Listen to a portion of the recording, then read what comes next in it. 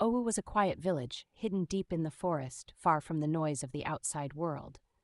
The people lived simple lives, waking up early to tend to their farms, feed their livestock, and trade goods at the small village market. There was no electricity, no cars, and no schools, just huts made of mud and thatched roofs.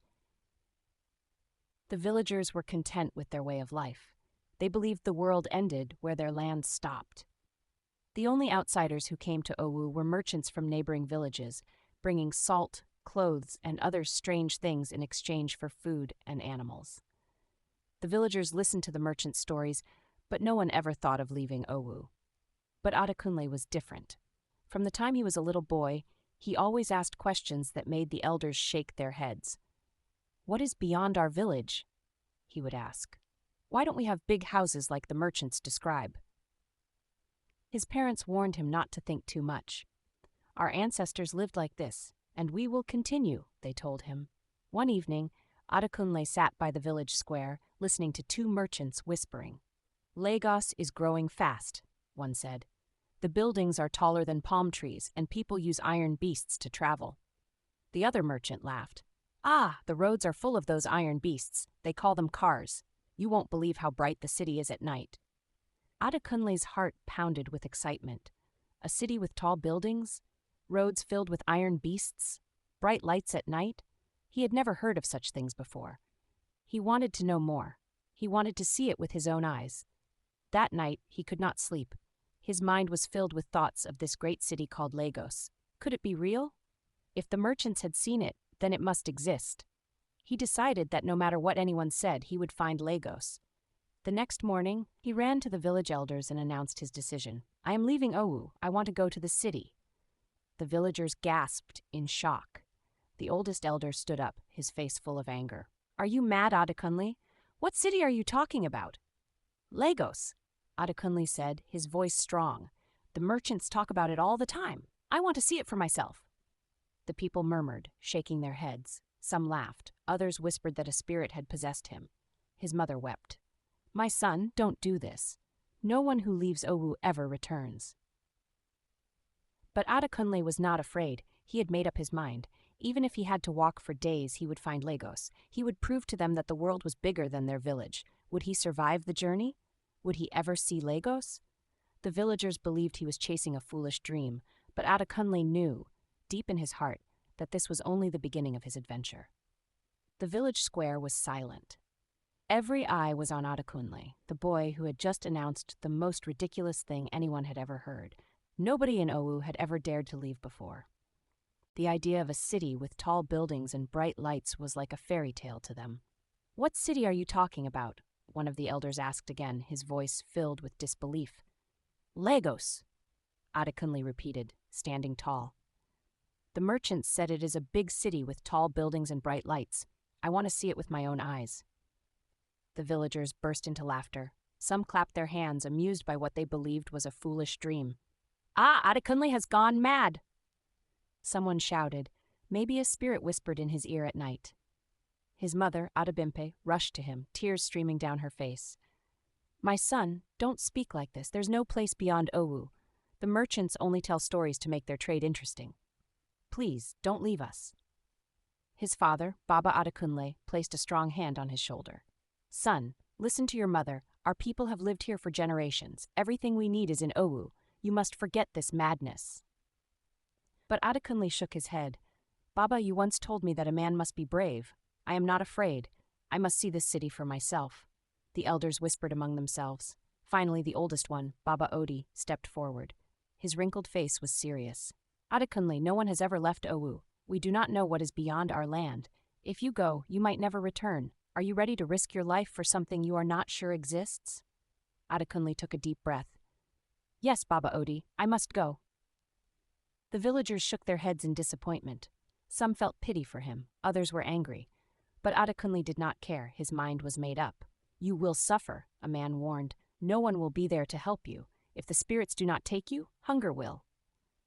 A woman scoffed. "Let him go. He will soon return when hunger beats him."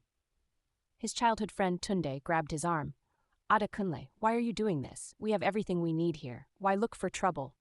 Adekunle smiled. "Tunde, Don't you want to know what is beyond this village? What if there is a better life out there? Tunde shook his head. I don't need a better life. I am happy here. That night, as his family slept, Adekunle packed a small bag with roasted yams, a calabash of water, and a few cowries.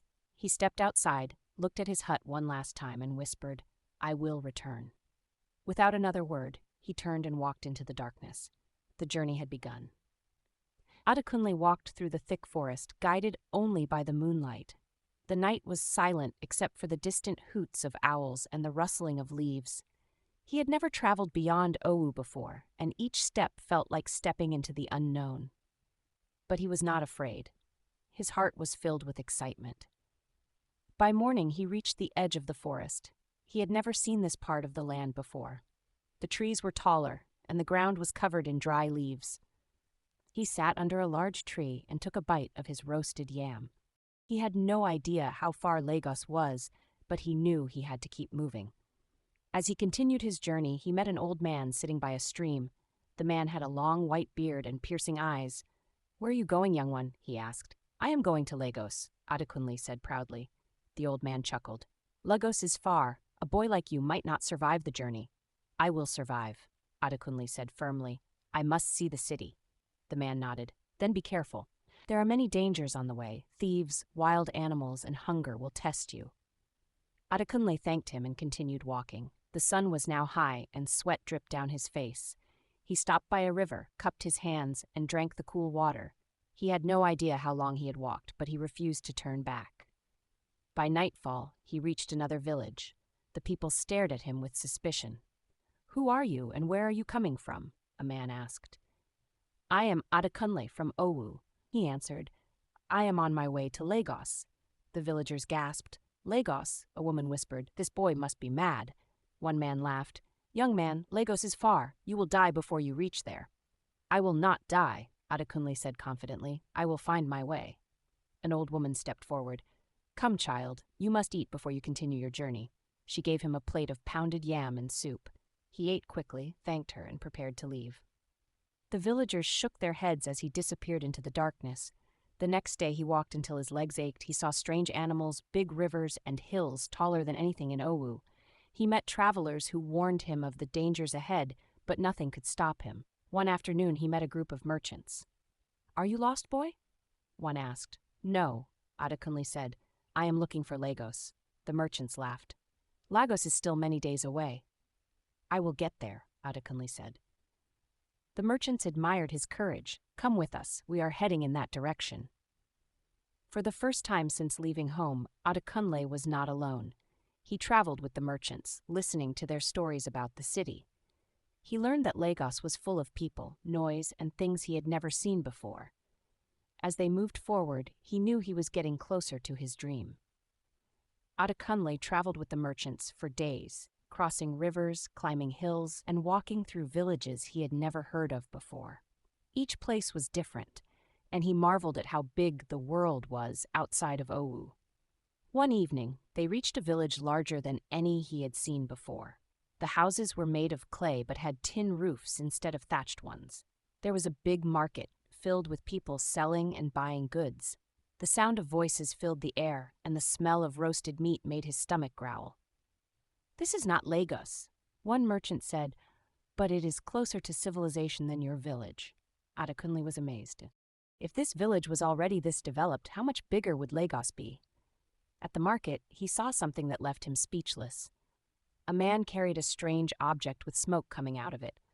He brought it to his lips, and after a moment, a loud sound came out of it. People gathered to listen. What is that? Adekunle asked. A talking drum, one merchant explained. It is used to send messages. Adekunle had seen drums before, but never one that could speak.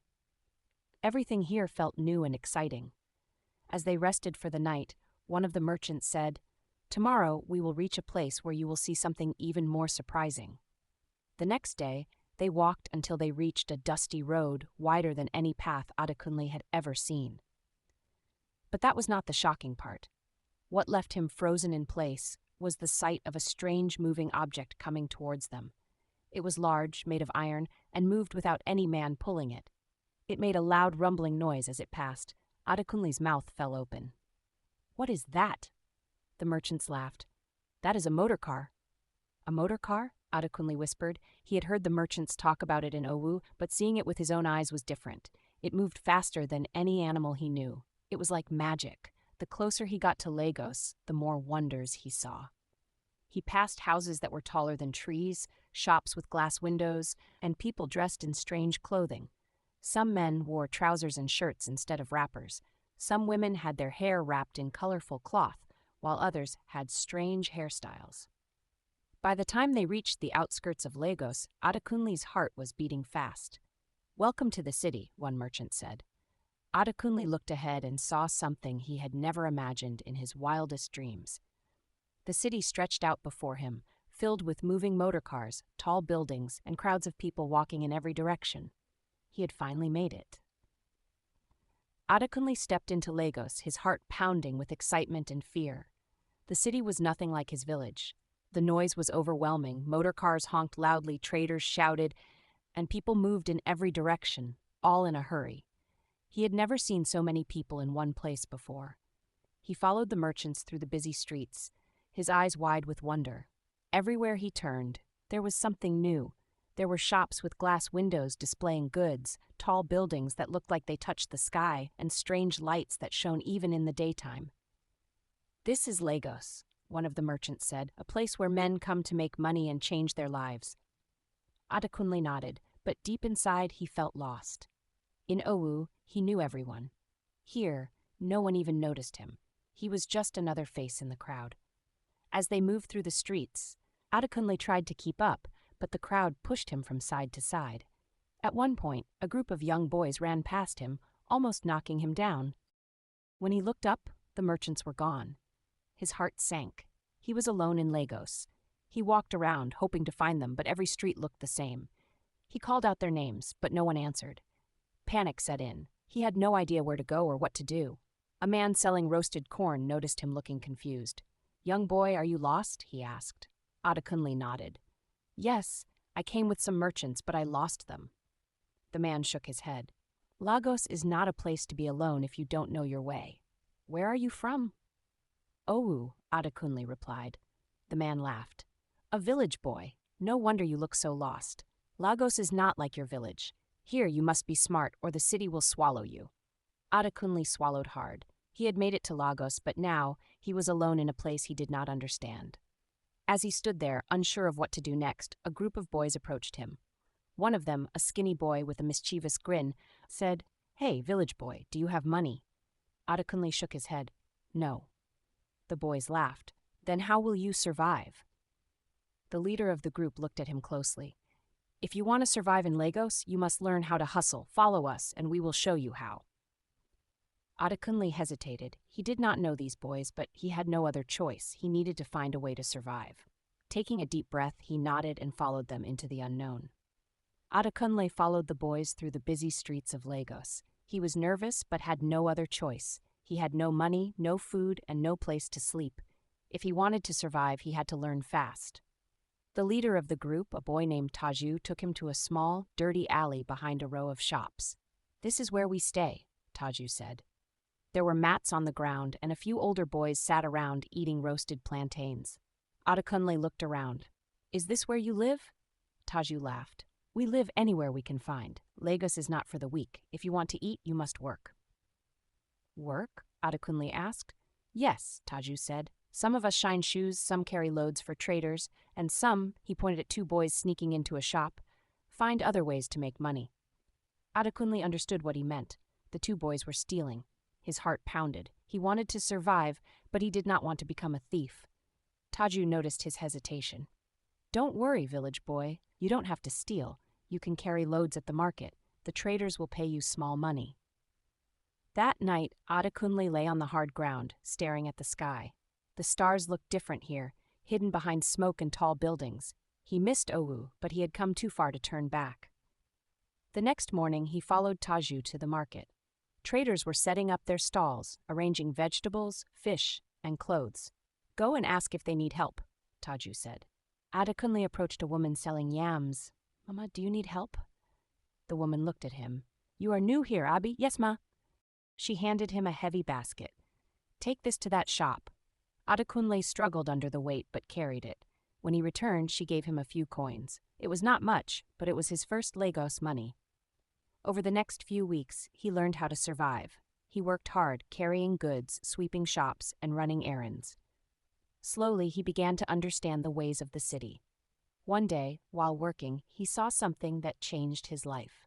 A man in a fine suit stepped out of a big office. He looked important. Adekunle stared at him, realizing something. He did not want to carry loads forever.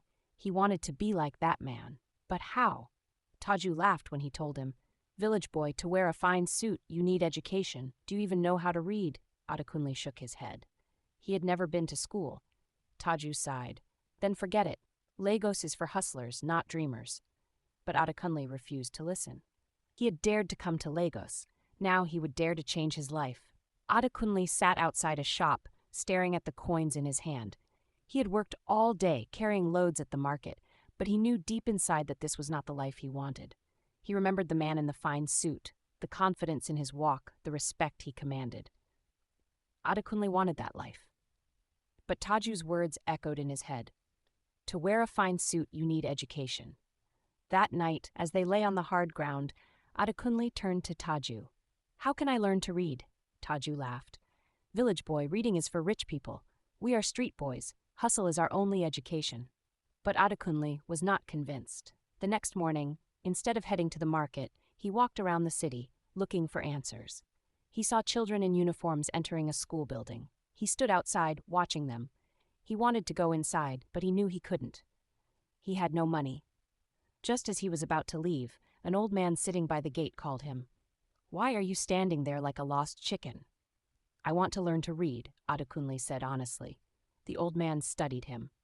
"Are you ready to work hard?" "Yes," the man nodded. "Then come to my shop every evening after the market. I will teach you." Adekunle's heart leaped with joy. "Thank you, Baba." For the next few months after working at the market, he went to Baba's shop to learn. At first, it was difficult. The letters looked like strange marks, but Baba was patient. Slowly, Adekunle began to understand. One day, while carrying goods at the market, he saw a signboard. He stared at it, his lips moving slowly as he tried to read the words. "City, supermarket," he whispered. He had done it. He had read his first words. That night, he told Taju. "I read today." Taju smirked. "So? Will reading give you money?" Adekunle did not argue. He knew Taju would not understand. But deep inside, he felt something powerful, hope. As the months passed, he learned more. Baba also taught him how to write his name. The first time he wrote Adekunle, he felt like a new person. Then one evening, Baba handed him a newspaper. "Try to read this." Adekunle struggled but managed to read a few sentences. He felt proud. "You are ready for the next step," Baba said. "You must find a real school." Adekunle knew he wanted more than just surviving in Lagos. He wanted to succeed. He had left Owu to find something better. Now he was finally on the right path. Adekunle knew finding a real school would not be easy. He had no parents in Lagos to pay for his education, and the little money he made at the market was only enough for food. But he had come too far to stop now.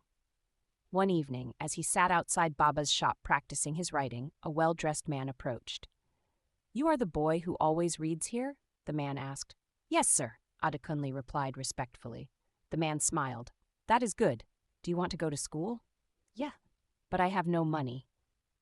The man studied him for a moment. "I am a teacher. I help street boys who want to learn. If you are serious, I can help you." Adekunle's heart raced. "I am serious, sir." The teacher's name was Mr. Adebayo. He introduced Adekunle to a small evening school where children from poor families studied. The school was in an old building and they used slates instead of notebooks, but it was a real school. Adekunle worked during the day and studied at night. It was difficult. Some days he was too tired to read, but he refused to give up. One day at the market, he saw Taju and the other boys laughing and playing. "Village boy," Taju called, "come and join us." "I have to study," Adekunle said. Taju shook his head. "You are wasting your time. School will not feed you." But Adekunle ignored him. He knew what he wanted. Months passed, and he learned more. He could now read newspapers, write letters, and even do simple mathematics. He realized that education was power. One day Baba called him.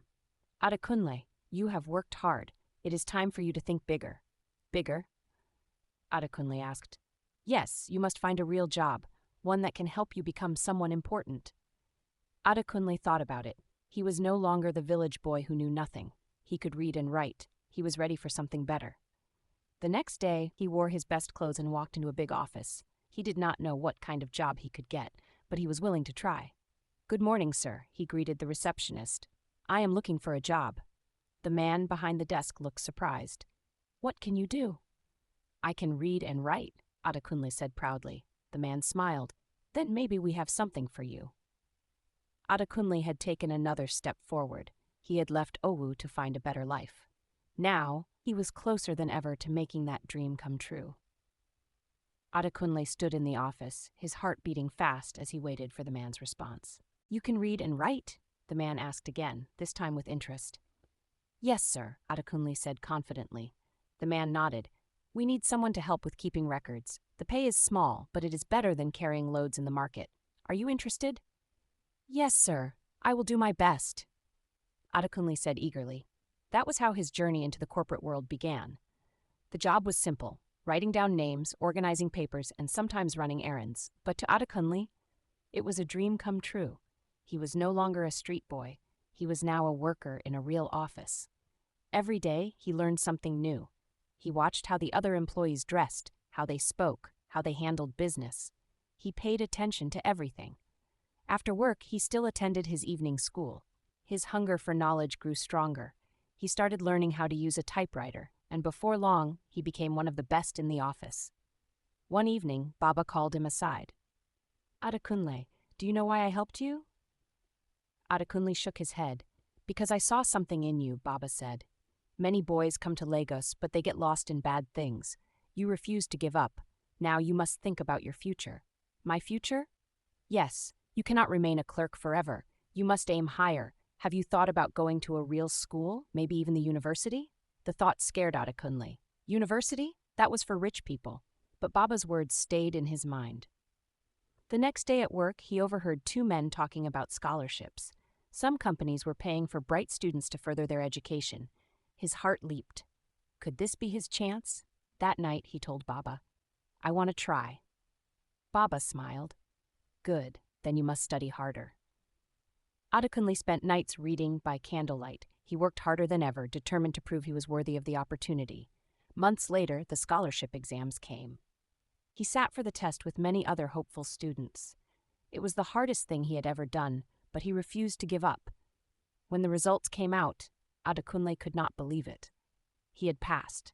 He had won a scholarship to study in a real school. The day he received his admission letter, he cried. He had come to Lagos with nothing. Now he was on his way to becoming an educated man. His journey was far from over, but for the first time, he truly believed anything is possible if you dare to be different. Years passed, and Adekunle's life changed completely. With the scholarship, he studied hard and earned a degree. He no longer lived in the streets of Lagos. He now had a good job, a decent apartment, and even his own car. One evening, as he drove home from work, he thought about Owu. It had been so long since he left. Did they still think he was dead? Did his mother ever stop crying for him? The thought made his chest tighten. The next weekend, he packed his bags and began the long journey back home. As he got closer, he noticed the village still looked the same. Small huts, dusty roads, and the same old market where he used to sell firewood. When he arrived, the villagers gathered, staring in shock. A car had never entered Owu before. Who is this? An old woman whispered. Then someone screamed, It is Adekunle. The whole village erupted in shouts and disbelief. Women ran out of their huts, children pointed at the car in excitement, and the elders shook their heads in shock. His mother came running, her eyes wide with tears. My son, my son! Adekunle stepped out of the car and hugged her tightly. Mama, I am home. The village chief arrived, his staff in hand. We thought you were dead. I am alive, Baba, Adekunle said, bowing respectfully. And I have come to help. The people gathered around as he told them about the city, about schools, roads, and electricity. He told them that the world was bigger than Owu, and they too could learn and grow. That week, Adekunle began working with the elders to bring change to the village. He arranged for a school to be built. He brought teachers to educate the children. He introduced new farming techniques to help them grow more food. For the first time, Owu saw electricity. At night, the villagers gathered around the bright bulbs, marveling at the sight. "You dared to be different, and now you have changed us all," the village chief said proudly. As Adekunle looked around at the happy faces, he knew he had made the right choice. He had left with nothing but a dream. Now he has returned as a man of wisdom, ready to build a better future for his people. His journey had been long and full of struggles, but in the end, it was worth it, because Adekunle had dared to be different. If you enjoyed this story, remember to share with your friends and family, comment, and subscribe to this channel for more amazing stories.